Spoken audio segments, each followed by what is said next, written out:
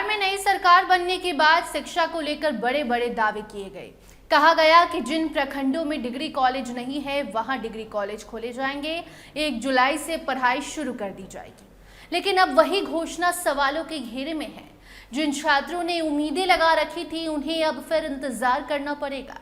सरकार ने तारीख तो तय कर दी, लेकिन जमीन पर तैयारी सम्राट सरकार की पूरी नहीं हो सकी। अब सवाल उठ रहा है कि आखिर इतनी बड़ी घोषणा करने से पहले व्यवस्था क्यों नहीं की गई।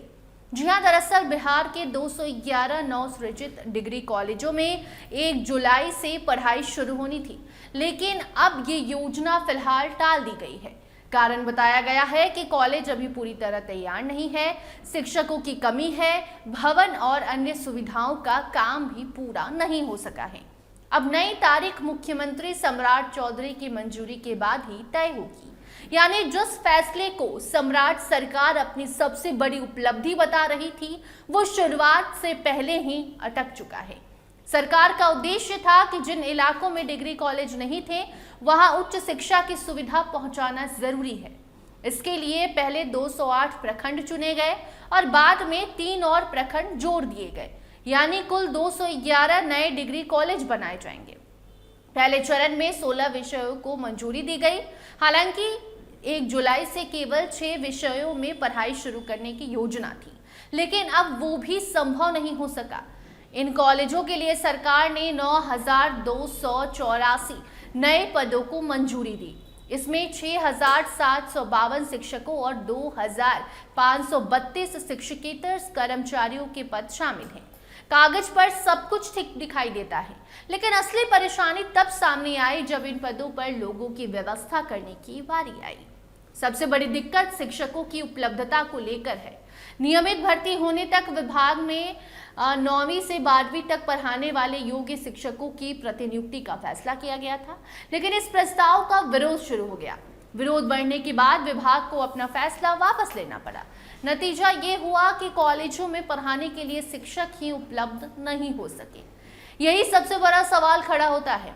अगर शिक्षक ही नहीं थे तो 1 जुलाई की तारीख किस आधार पर सम्राट सरकार के द्वारा तय की गई?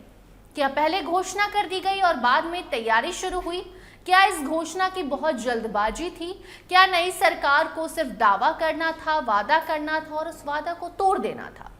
राजनीति में घोषणाएं करना आसान होता है, लेकिन उन्हें समय पर पूरा करना सबसे बड़ी चुनौती होती है। छात्र तारीख नहीं पढ़ाई चाहते हैं, उन्हें भाषण नहीं क्लासरूम चाहिए, उन्हें वादे नहीं शिक्षक चाहिए, जिसमें सम्राट सरकार फेल हो गई है। आज हजारों छात्र और उनके परिवार इस उम्मीद में थे कि नए सत्र से पढ़ाई शुरू होगी, लेकिन अब उन्हें फिर से नई तारीख का इंतजार करना होगा। इससे छात्रों का समय भी बर्बाद होगा और उनके भविष्य पर भी असर पड़ेगा। सरकार के सामने अब दोहरी चुनौती है।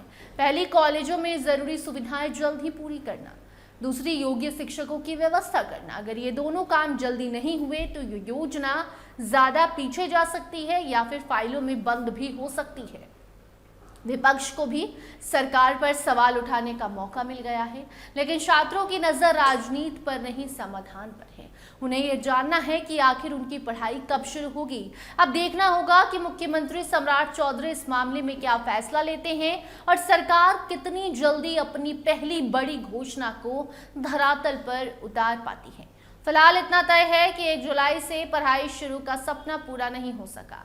घोषणा तो हुई, लेकिन तैयारी अधूरी रह गई, और जब तैयारी अधूरी हो तो सबसे बड़ा नुकसान छात्रों का ही होता है।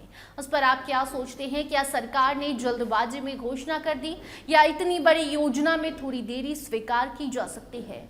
अपनी राय कमेंट सेक्शन में जरूर बताइएगा। इस खबर में फिलहाल इतना ही। हमें दीजिए इजाजत। देखते रहिए स्टार टीवी बिहार। धन्यवाद।